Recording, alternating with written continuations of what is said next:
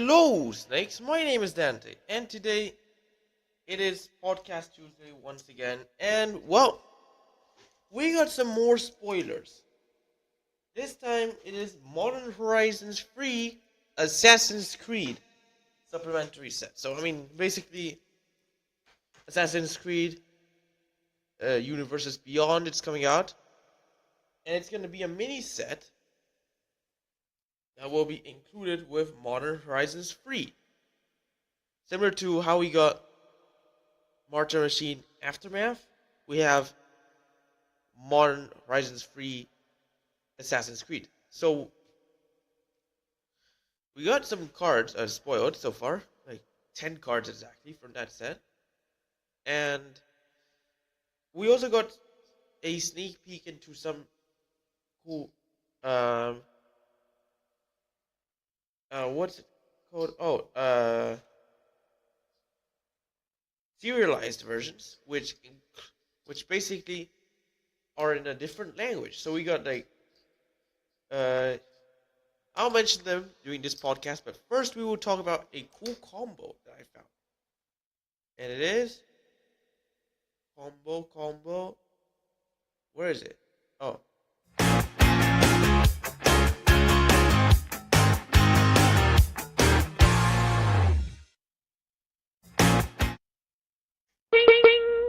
Well, we got animation module, goblin bombardment, and crime novelist. So, how this combo works?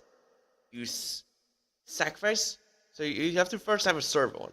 Sacrifice the servo to do 1 damage to any target.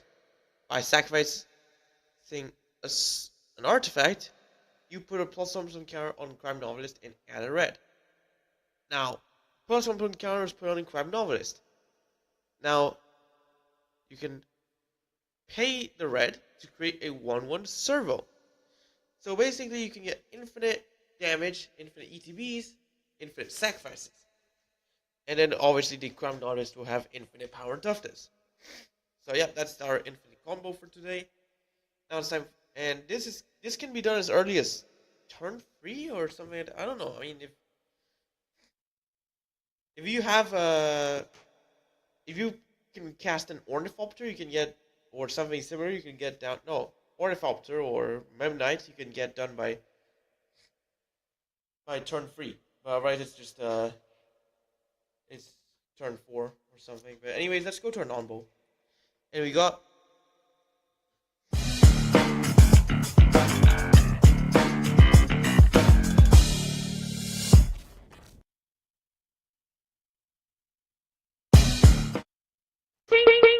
Well, we got Anthrax, Rampage, and Obika. Again, it's another thing about, it's one of the new cards that have been added to the Obika commander deck archetype, but once again, this doesn't work because, well, this only stops one end step, but then it would last a bit longer, but not much. It's not really that good, to be honest. Anyways, let's go to our number 10. And we will start with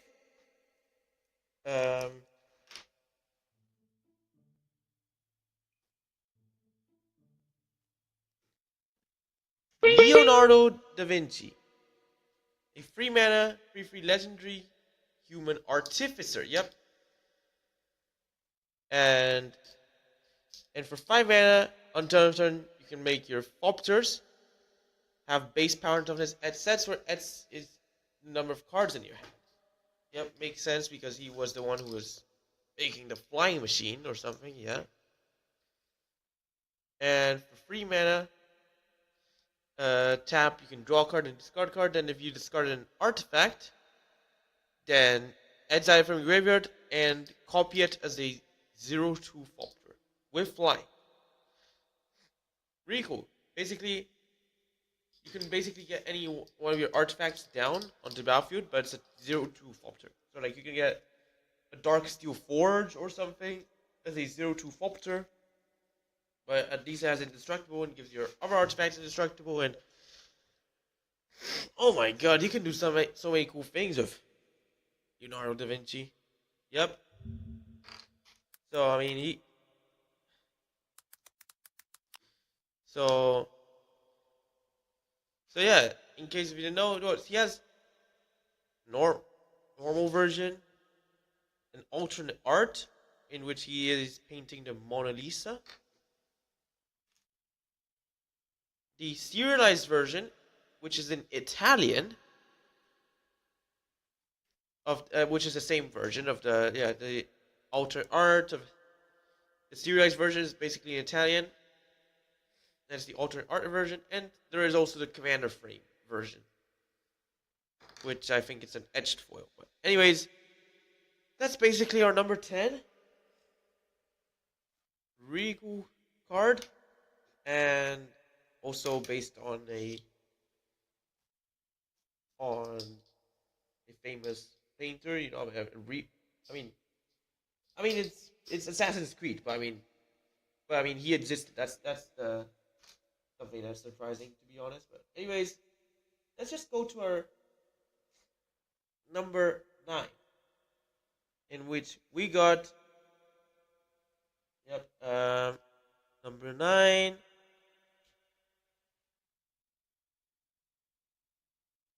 The legend himself, Ezio Auditore da Firenze.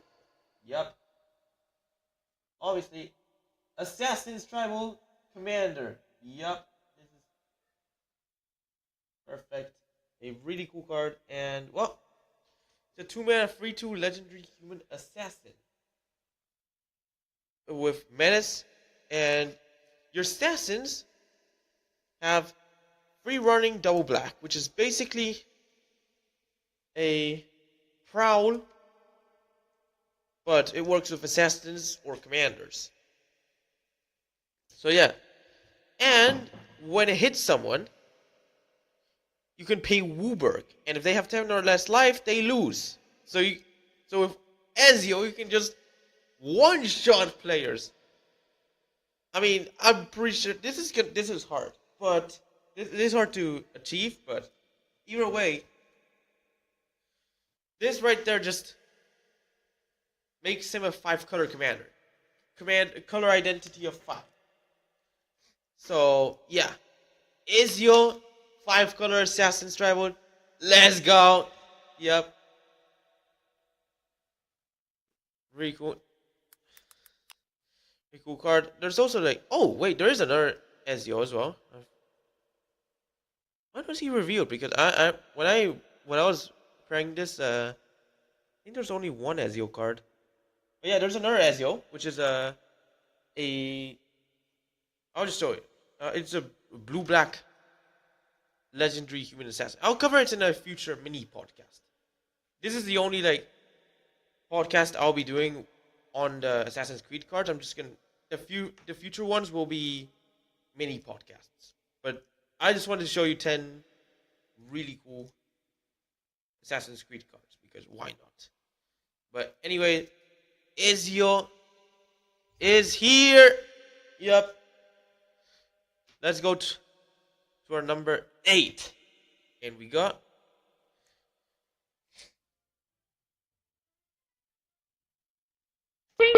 Alter Ibn Lahad.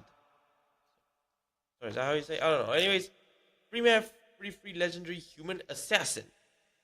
And, well,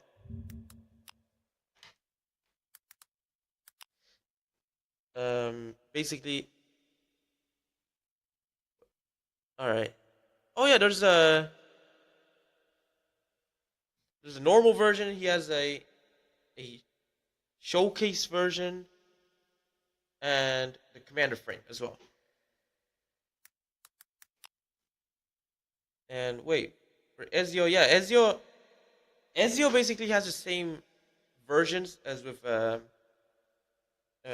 Alter, but I mean, Ezio has an extended art version. So yeah, that's cool. Anyways, let's go talk about Alter. I don't know, whatever. So he's a legendary human assassin as well, yeah, with first strike. And whenever he attacks, you can exile one of your assassins from your graveyard with a memory counter. Then for each creature you own in exile with a memory counter on it, you create myriad clones of them. So basically, it's like they're tapped and attacking. You know, like that's basically what I mean by myriad clone is that you basically create you clone them until end of combat, and they are tapped and attacking. So this would actually work with Obika. Issue is Obika is a Grit Sys commander, and even La is a Mardu commander. I mean, chances are if you're wait, let me check. Oh, Ogre Wizard. Chances are you won't be using it in your Ezio deck, but who knows?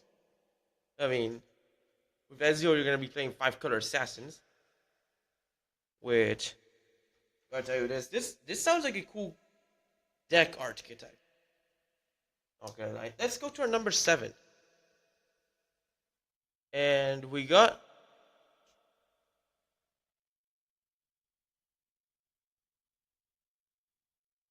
Cleopatra, Exiled Pharaoh, 4 mana, 2/4, legendary, human noble, with allies at the beginning of your end step. You can grow up to 2 other target legendary creatures. And for betrayal, whenever a legendary creature with counters on it dies, you draw a card for each counter on it. You lose 2 life. So I mean, considering these cards will be modern legal, this could actually be used in a Yawgmoth deck, because Yawgmoth is legendary. So if Yawgmoth ends up dying, well, yeah. So Cleopatra has an alter art version, of course, which the serialized version is in ancient Greek. Yep, and it has a hieroglyphic at the bottom as well. But anyways, it also has a commander frame. But let's just go into the Yawgmoth deck. Yawgmoth. Wait, hang on. Modern metagame. Sorry.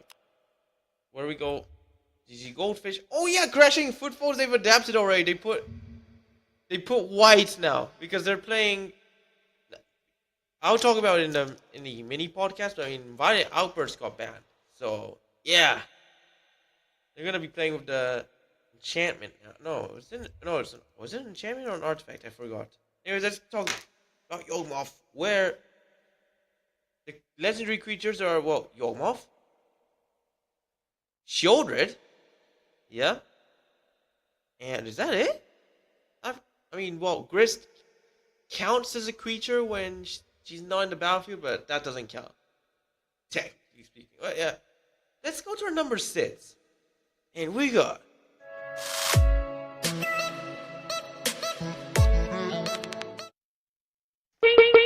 the Animus, a 2-mana legendary artifact.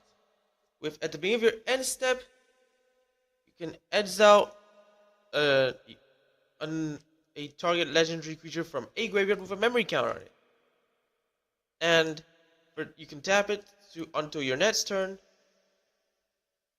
Turn one of your creatures into a memory counter creature. You know, like it just basically you can.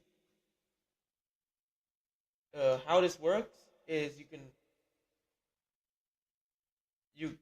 go exiling creatures from graveyard. So this could exile a Yawgmoth from their deck, something. From their graveyard or something. Same also applies of Grist, but chances are you won't do that because it's gonna die. I mean, but anyways, it works similar to an Agatha's Soul Cauldron, probably worse. I don't know. But it can also, but yeah, I don't know. It's just good. I mean, I think it's just an inferior version of an Agatha's Soul Cauldron. But I mean, it could end up better depending on the deck, because Agatha's Soul Cauldrons for activated abilities, but the Animus itself is to copy the creature itself. So I mean, you could do it with the new gen Eldrazi's, or well, the Audacity Titans from Eldritch Moon, Battle for Zendikar, whatever. I don't know. Anyways, this is our number 6. Let's go to our number 5, where we got cool artifact as well.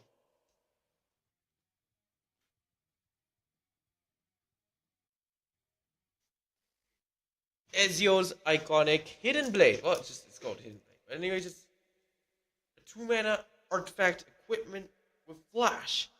And when ETBs, attach it to one of your creatures. And if it's an assassin, it gains death touch until turn.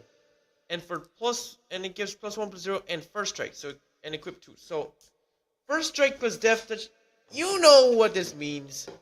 Practically unkillable in combat. Only way you just kill it in combat is just, well, first strike, double strike, or indestructible.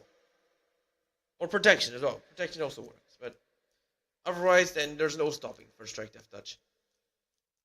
So, yeah, Hidden Blade is just, it's just good. It seems good, and in the right decks, it could just be very fatal.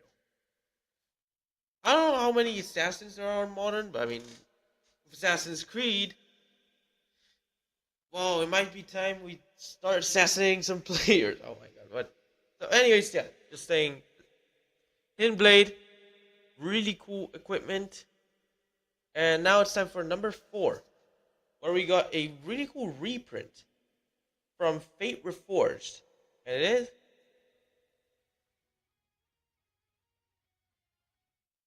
Temporal Trespass. Yep, it's back. 11 mana, Sorcery of Delve, take answer turn, and exile it. So, yeah. Temporal Trespass is just one of those really powerful blue Delve cards. Are just too powerful for, I don't know, I mean, they're just too powerful. And that's the first time we got reprinted. Yep. This only existed in Fate Reforged and was never reprinted again until Assassin's Creed, where we got a normal version, extended art, and commander frame. Yep. That's right. Temporal Trespass is back. And, well, it's just cool. That's our number 4. Let's go to our number 3. It is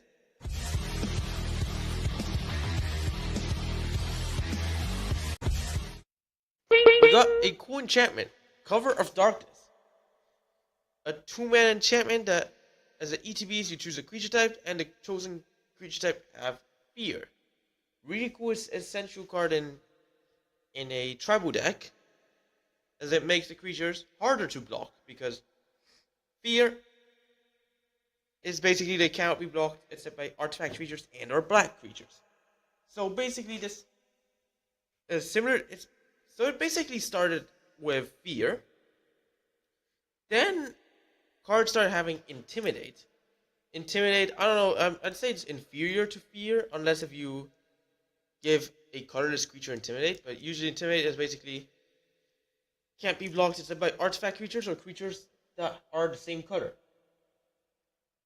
And then there's Menace, which can't be blocked except by 2 or more creatures. So Cover of Darkness, really cool card. It gives cards fear again, which, I mean, it was an OG mechanic, and you didn't see much of it, but I mean, eventually they started bringing it back with some other sets, like Grief has fear, and no, Grief has Menace, my bad. I mean, fear, well, what I mean is, fear is just returning, you know, I mean, this, and considering it's Assassin's Creed, likely you will give Assassins fear. It's your pick. Maybe you'd play it in a Vampires deck. Maybe you'd play it in a friggin' Slivers deck, for all I know. Or Humans. I don't know. Cover of Darkness, number 3. Let's go to our number 2, where we got a really cool sword that came back. And it is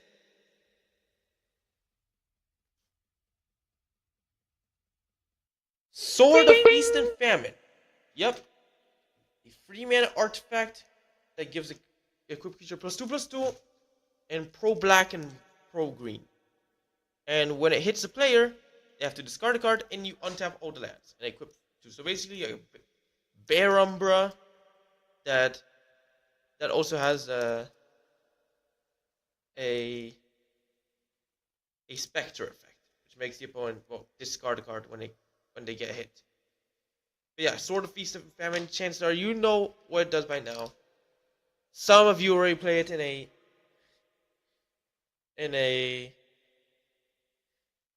what's it called? Oh, Hammer Time deck, or just a Stoneforge Mystic deck in general. And also, Commander players, you'd probably know about this card. It's just too good. Last but not least, we got a new artifact that's coming up. And it is